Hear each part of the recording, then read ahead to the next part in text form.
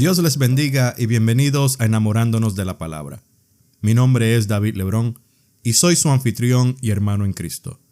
Estamos enfocándonos en el capítulo 23 del libro de Levítico, el cual nos habla de unas fiestas establecidas por el Señor para el pueblo israelita, con el propósito de que se congregaran y honraran a Dios, agradeciéndole por todas las bendiciones que Él les había proveído durante el año.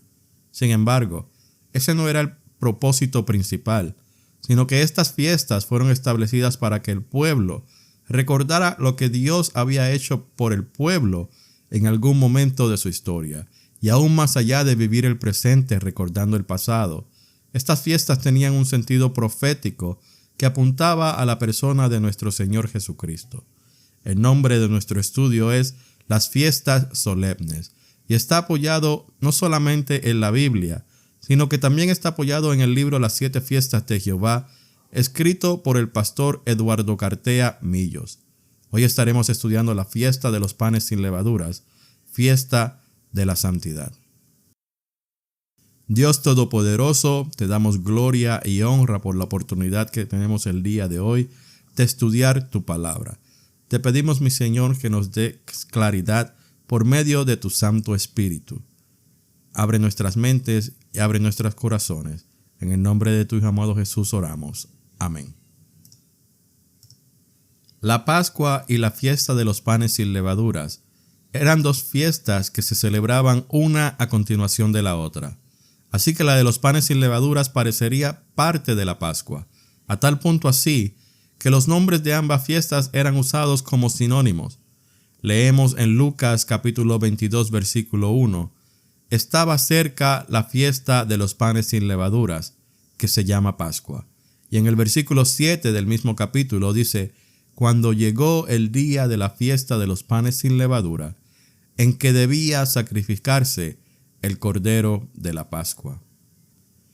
Pero era una fiesta separada de la Pascua. Al finalizar esta última, el día 14 del primer mes, la de los panes sin levadura comenzaba el día 15. El nombre de esta fiesta es Hag HaMatzah, que significa panes o tortas sin levaduras, y proviene de la palabra matzah, que significa dulce o sin amargura. Este era el único pan que se permitía comer en esa semana, una especie de tortilla o galleta chata sin levadura, que además contiene una preciosa lección espiritual. Dice en Levíticos 23, versículos 4 al 8, estas son las fiestas solemnes de Jehová, las convocaciones santas a las cuales convocaréis en sus tiempos. En el mes primero, a los 14 del mes, entre las 2 tardes, Pascua es de Jehová. Y a los 15 días de este mes es la fiesta solemne de los panes sin levadura a Jehová. 7 días comeréis panes sin levadura. El primer día tendréis santa convocación. Ningún trabajo de siervos haréis. Y ofreceréis a Jehová 7 días ofrenda encendida. El séptimo día será santa convocación. Ningún trabajo de siervo haréis. También nos dice Éxodo capítulo 12, versículos 15 al 20. 7 días comeréis panes sin levadura, y así el primer día haréis que no haya levadura en vuestras casas, porque cualquiera que comiere leudado, desde el primer día hasta el séptimo, será cortado de Israel. El primer día habrá santa convocación, y asimismo en el séptimo día tendréis una santa convocación. Ninguna obra se hará en ellos, excepto solamente que preparéis lo que cada cual haya de comer. Y guardaréis la fiesta de los panes sin levadura, porque en este mismo día saqué vuestras huestes de la tierra de Egipto. Por tanto, guardaréis este mandamiento en vuestras generaciones por costumbre perpetua. En el mes primero comeréis los panes sin levadura, desde el día 14 del mes por la tarde hasta el 21 del mes por la tarde. Por 7 días no se hallará levadura en vuestras casas, porque cualquiera que comiere leudado, así extranjero como natural, del país, será cortado de la congregación de Israel. Ninguna cosa leudada comeréis. En todas vuestras habitaciones comeréis panes sin levadura. Todo era alegría en cada casa hebrea el día 14 del primer mes. El recuerdo de la redención de Israel de la esclavitud de Egipto conmovía a toda la familia que se reunía para conmemorar esa página gloriosa de la historia de Israel. Pero antes del día 14 se hacía una ceremonia muy especial. Toda la casa se limpiaba de toda levadura. La ceremonia era llamada, y aún se llama, Bedikat Hametz, traducido a la búsqueda de la levadura. Esto no era solo la tarea de la esposa, sino que los niños también participan como parte de un juego, pero también del simbolismo de este acto. En los días previos a la Pascua, se hacía una limpieza mucho más profunda de lo acostumbrado. Si se encontraba cualquier migaja de pan leudado, se debía remover. Se buscaba en las piezas de ropa, en los bolsillos, en los utensilios de cocina, en todas partes. Y se lavaba absolutamente todo. No solo eso, sino que en el día previo a la Pascua, se barre y se quema ceremoniosamente cualquier alimento que contenga levadura, no importa qué tan pequeña sea. La enseñanza que representaba esta celebración era tan importante que en la antigüedad comer pan leudado era penado con la misma muerte. De acuerdo a la ley dictada por Dios a Moisés, en el día 14 del mes de Abib o Nisán, se celebraba la Pascua, la fiesta de redención. Y desde ese día por la tarde, ya el día 15, pues se contaba desde la caída del sol, hasta el día 21 a la tarde, por 7 días consecutivos, se celebraba la fiesta de los panes sin levadura, la fiesta de santidad en honor al Señor. Era una fiesta celebrada por los legítimos israelitas, es decir, los que eran por nacimiento o redención israelitas. Dijo el apóstol en 1 Corintios 5, versículos 6 al 8, hacen mal en jactarse. ¿No se dan cuenta que un poco de levadura hace fermentar toda la masa? Desháganse de la vieja levadura, para que sean masa nueva, panes sin levadura, como lo son en realidad, porque Cristo, nuestro Cordero Pascual, ya ha sido crucificado. Así que celebremos nuestra Pascua, no con la vieja levadura, que es la malicia y la perversidad, sino con pan sin levadura, que es la sinceridad y la verdad. Es notable que en Éxodo 12 y 13 se repite 13 veces la necesidad de que no hubiera pan leudado ni levadura. Dice progresivamente, sin levadura, en Éxodo 12, 15, 17 y 18. Luego dice que no haya levadura en la segunda parte de Éxodo 12, versículo 15. Luego dice, no se hallará levadura en vuestras casas, en el versículo 19. Ninguna cosa leudada comeréis, en el versículo 20. No se verá contigo nada leudado, ni levadura, en todo tu territorio, dice en Éxodo 13, 7. Levadura significa amargo o agrio, y viene del latín levare, que significa elevar. La levadura era un trozo de masa que se guardaba de una hornada anterior y que fermentaba y se volvía árida. Se disolvía en agua antes de añadir la harina o se escondía en la harina.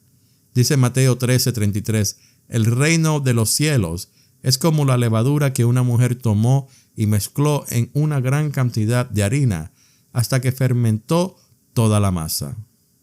La nueva versión internacional.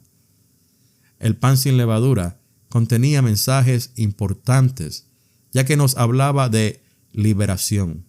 La fiesta de los panes sin levadura hacía recordar a los israelitas lo apresurado que fue su partida de Egipto. Leemos en Éxodo capítulo 12, versículo 17.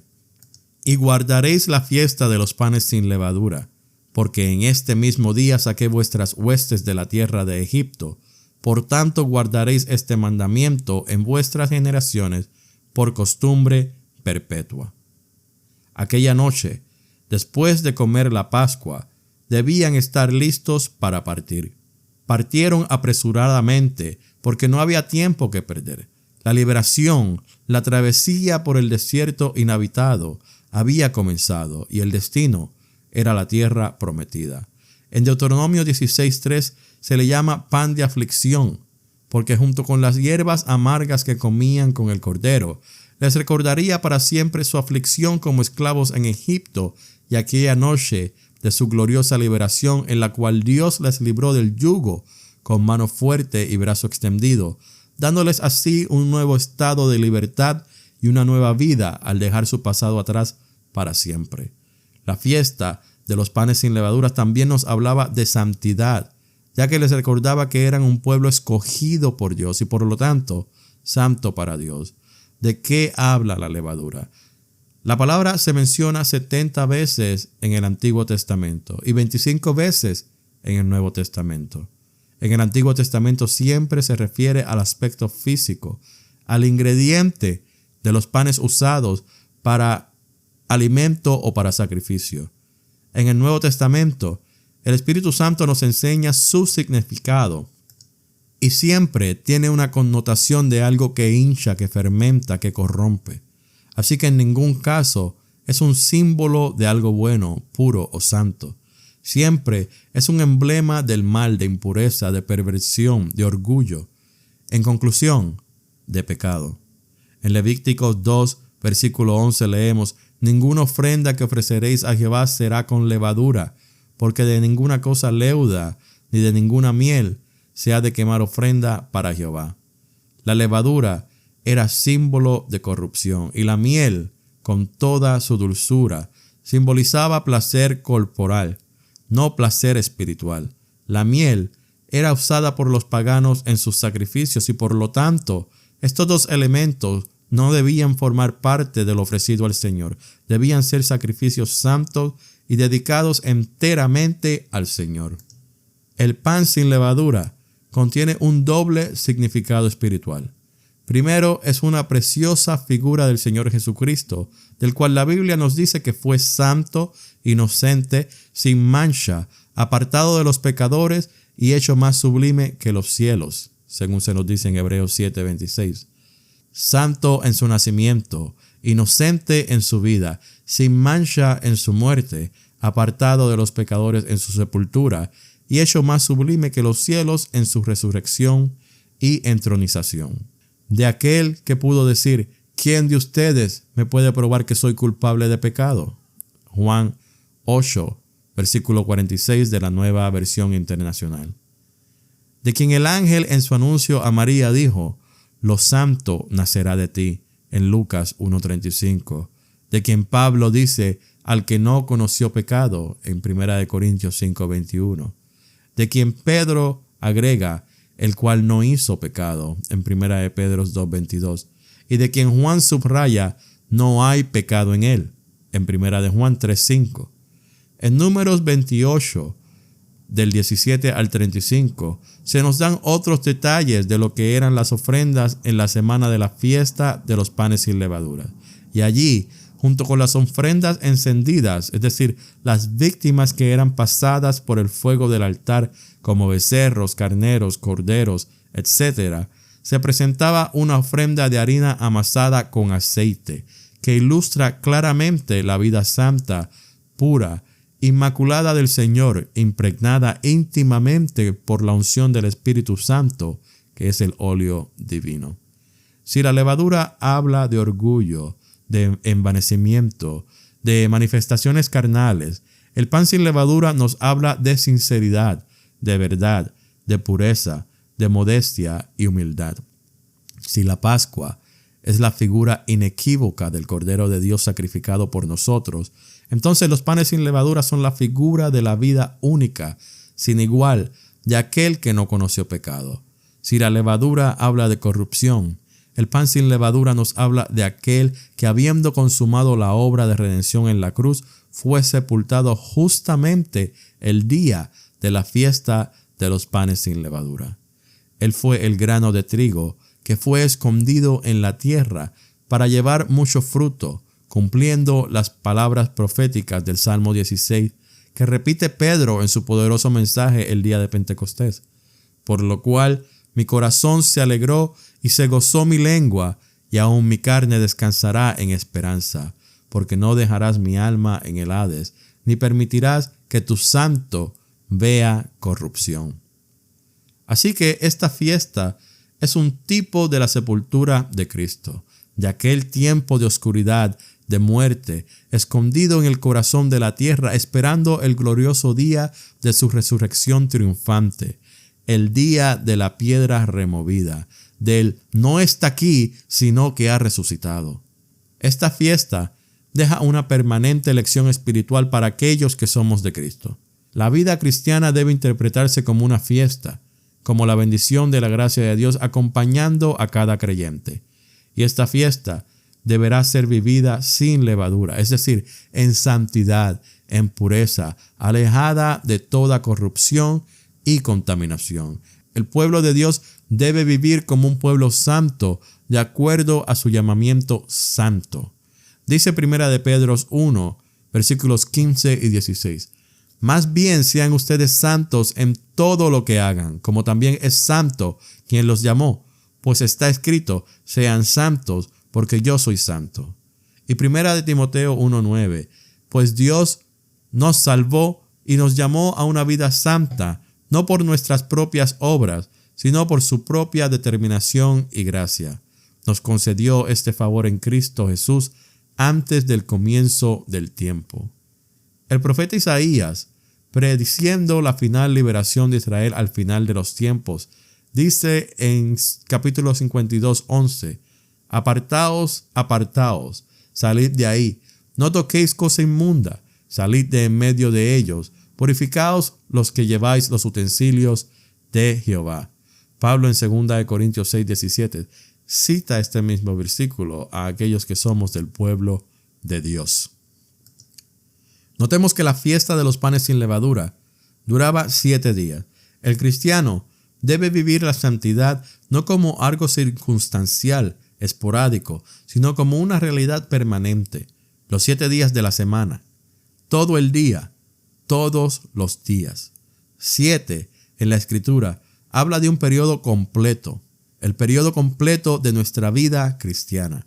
Como lo dice Zacarías en Lucas 1, versículos 74-75, que librados de nuestros enemigos, sin temor les serviríamos en santidad y en justicia delante de Él todos nuestros días, desde nuestra conversión hasta nuestra glorificación. La santidad no es una opción, es la única forma posible de vivir la vida cristiana.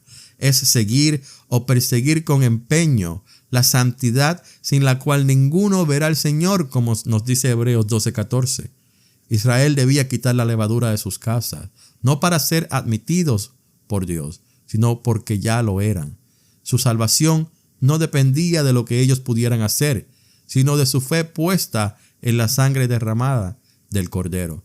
Nuestra salvación no depende de nuestra santidad, sino de la sangre de Cristo aplicada a nuestras almas.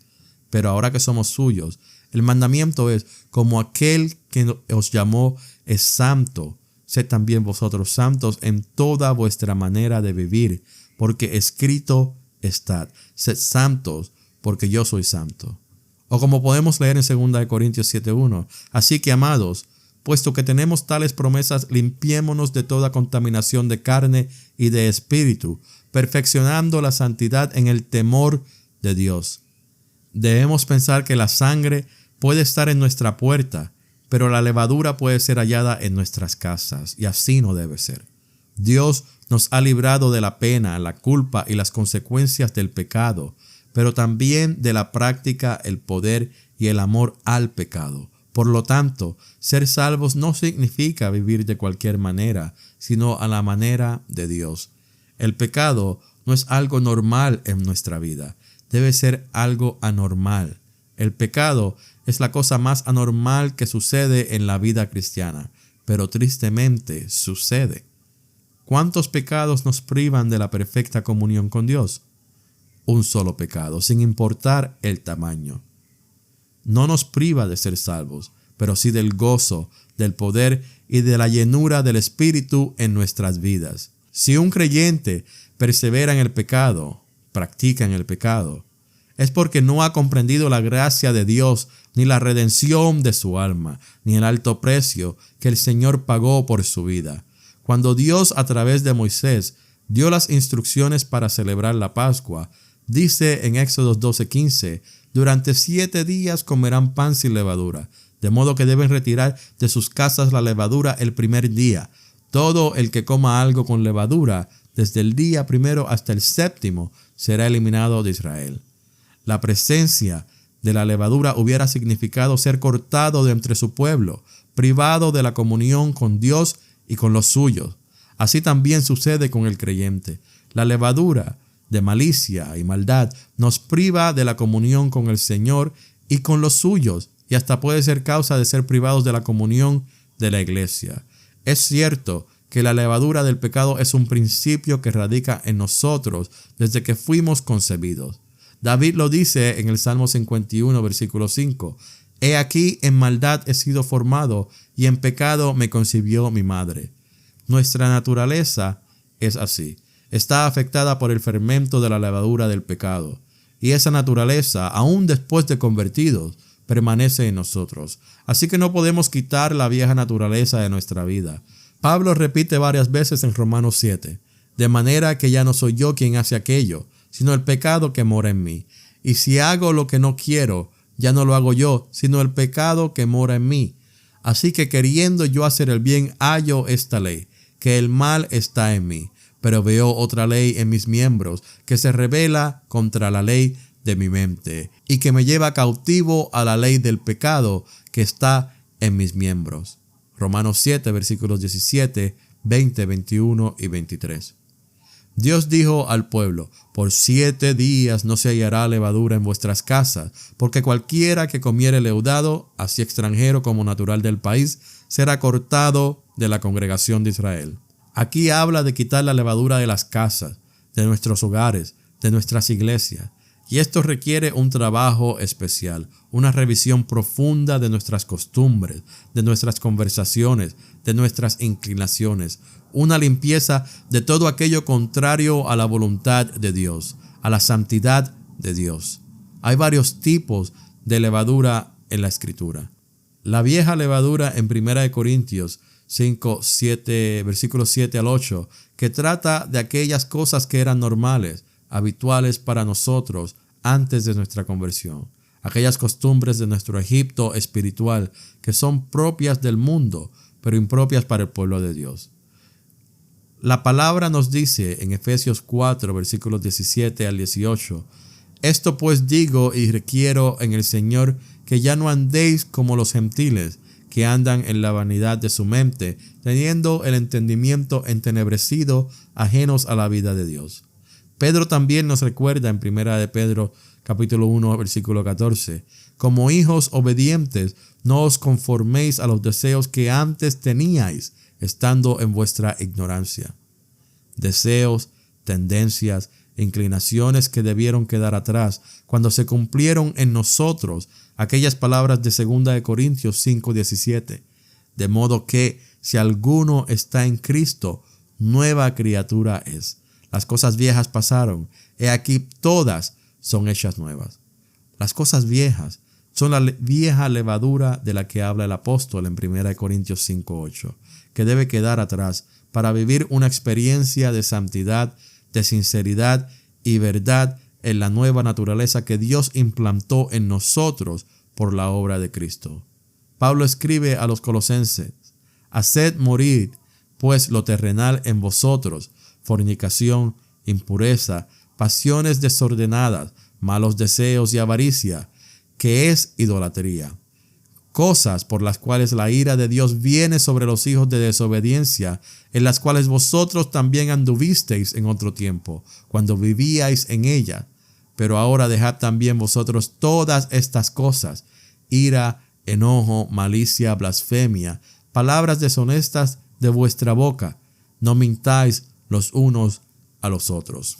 Colosenses 3, versículos 5 al 9. Otro tipo de levadura es la levadura de la falsa doctrina.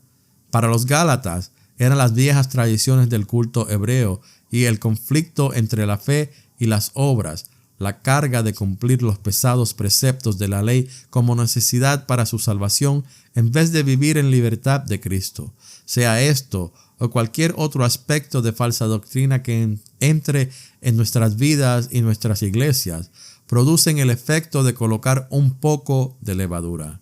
Un poco de levadura leuda toda la masa, la contamina, corrompe a la iglesia de los creyentes. Lo vemos en 1 Corintios 5:6, donde el apóstol señala que el permitir la existencia de pecado dentro de la asamblea de creyentes será el resultado de estar hinchados y manifestar jactancia, además de corromper a los demás. También existe la levadura de los fariseos, que tiene que ver con el orgullo religioso, individual y colectivo. Es el orgullo de aquel fariseo citado por el Señor que, puesto en pie en el templo, oraba consigo mismo diciendo: Dios, te doy gracias porque no soy como los otros hombres. Un perfecto ejemplo de orgullo personal e hipocresía. Esa hipocresía se traducía en formalismo, ritualismo y tradicionalismo, amando más la letra que el espíritu, amando más las formas que el contenido, amando más la tradición que la doctrina, la ley que la gracia. Los fariseos les habían agregado a la ley más de 600 reglas adicionales para que todos supieran cómo interpretaban ellos la manera en que todo judío debía vivir. Hoy en día, eso equivale al legalismo eclesiástico. La vida cristiana no es una novedad de vida, es vida nueva renovada. La mente del cristiano está llamada a transformarse por medio de la renovación del entendimiento, como nos dice Romanos 12:2. Algunos peligros que determinan un pensamiento tradicionalista son el subjetivismo, que se puede identificar con el uso de frases como "a mí me parece" o "yo creo que". El personalismo en aquellos que son responsables en las iglesias, y esto muchas veces es evidenciado en un pastorado unipersonal como un vitalicio, autoritario o dinástico. El uso de hermenéutica incorrecta que lleva a interpretaciones caprichosas y sin fundamento bíblico. La falta de capacitación o de estudio profundo de las escrituras. La identidad extrema con principios denominacionales. El exclusivismo, posiciones ultraconservadoras, cerradas a toda clase de innovación, aunque ésta no altere la enseñanza de la palabra. La palabra nos pide ser panes sin levadura, equilibrados, espirituales y bíblicos, no tradicionalistas frustrados y paralizados con nuestro mirar hacia atrás y hacia adentro de nosotros mismos, en vez de mirar hacia adelante y hacia afuera, o mejor aún, hacia arriba.